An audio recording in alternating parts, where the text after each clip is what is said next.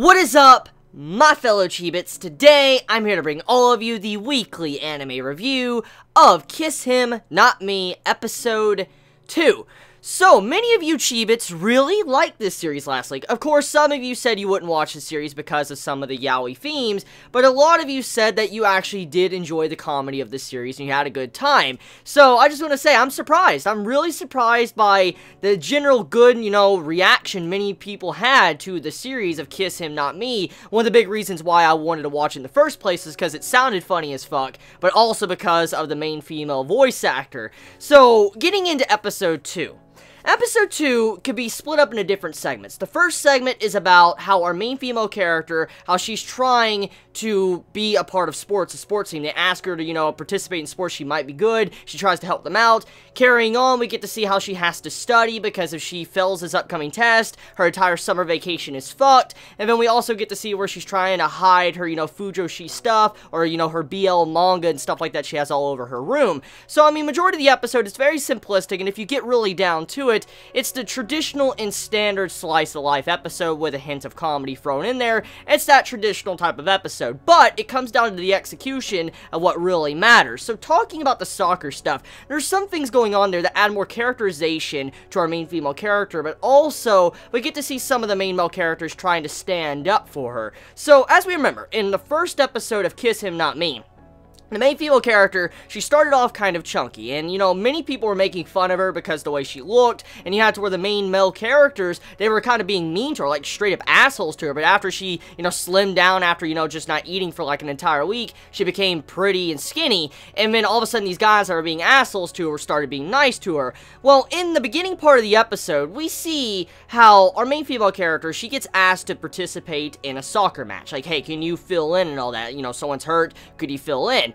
Obviously, she wants to fill in and help out, but at the end of the day, even though she looks beautiful, she slimmed down, she's still out of shape, because she didn't exercise to get out of shape. She just sat there and starved herself, which that's not how, losing weight works, but still, she decided to participate, but she was out of shape, and so she needed help trying to get through it, and eventually it led it to where she wasn't really that good. She wasn't good at soccer, she couldn't really help, and then the girls that were, asked her in the first place started talking shit behind her back and started saying, hey, I'm starting to think it's not going to work out and all that, I don't think we should have asked her. It's too late now to change her out because, it's too late, but she's really not going to help out, is she? And they were pretty much just talking shit behind her back because she was pretty much pointless. And they were kind of being honest that at the time she wasn't really that good, but at the same token, you don't straight up ask someone for help and then shit on them a couple of days later because they're not living up to your standards. You're the ones that asked her, and you should take responsibility for that. It's not her fault that she's not completely good at sports.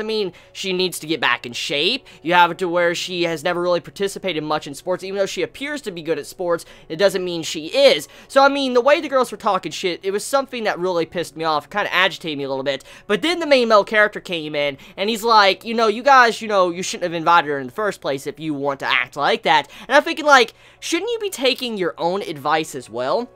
Didn't you, make fun of her in the first episode? You made fun of her and called her names and stuff like that, and then the way you're acting now, you're trying to defend her. I'm thinking, like, I hope this character goes through some form of redemption arc or realizing what he did in the past, for instance, in the first episode of the series, and tries to better himself as a character, because I'd love to see that, because I like the series so far. I like the comedy, I like the main female character, I even like a lot of the main male characters, but I do hope that there's some realistic aspects to this series that allows, like, the main male characters to kind of realize what they did to her in the past when she was kind of chunky was fucked up. No matter if someone is heavy set or whatever, you shouldn't make fun of them. It's fucked up. It's fucked up to make fun of someone like that, regardless. If they're trying to be nice to you and kind and, passionate to you, but you treat them like absolute dog shit, that's fucked up. But then when they skinny down and they look beautiful and stuff and you treat them nice, that's awful. That's awful to do. So hopefully the main male characters that were picking on her, making fun of her her behind her back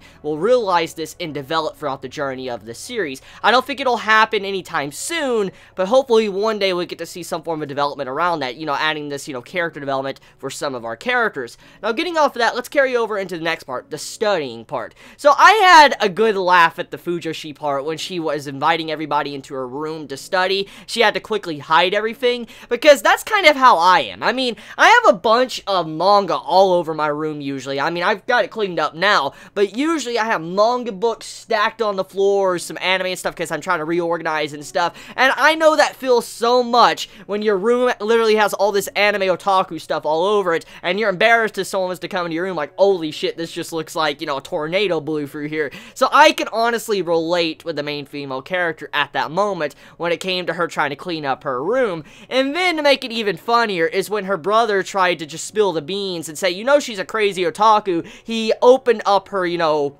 closet, and when a bunch of BL manga you know, plopped down onto the floor, all the guys just reacted, oh, that's BL, and they all were just shocked that he didn't say nothing. It was very, very funny, and I mean, at the same time, the brother's a little bit of an asshole, but it was still a funny moment nonetheless, because it got that onto the table and allowed these characters to develop. For instance, them to understand that our main female character, she is into that stuff. I mean, they know she likes anime, they know that, you know, she is an otaku, but they need to realize she's also into that stuff, like, you know, being a Fujoshi, liking BL manga and stuff, and I'm really happy that the senpai accepts her for who she is. That's something I want to get into. So, the senpai, one of the main male characters. Instantly, I'm going to say he is my favorite main male character of the cast so far. He was nice to her while she was chunky. At the same time, he's been nice to her while she's pretty down. He hasn't really changed much. Maybe he wasn't romantically attracted to her when she was kind of heavy set, but at the very least, he still treated her like a person. And when she's now slimmed down, he's treating her still like a person, but now he has these romantic feelings for her. You can just see how much he cares. I mean, he's not letting her hobbies and stuff she's into distract him for who, you know, she really is. For instance, he cares about her for who she is, not what she likes. And that makes me appreciate his character and respect him for who he is. So the senpai, best boy of the series. Like, that man needs to win the main female character. None of the other characters really need to win her. I mean, the blonde-haired boy, nope, don't like his personality from the first episode. I don't like his change of how he treated her. Even, you know, now he's being all nice to her. Just, it's fucked up. And then the short little boy in the medical staff, he was kind of an ass as well. And then the other one, he was kind of nice. He was trying to stand up, but I'm not the biggest fan of that because he could have probably done a whole lot more. So I'm still voting on the senpai of being the real best boy of the cast because of what he was doing for the main female character.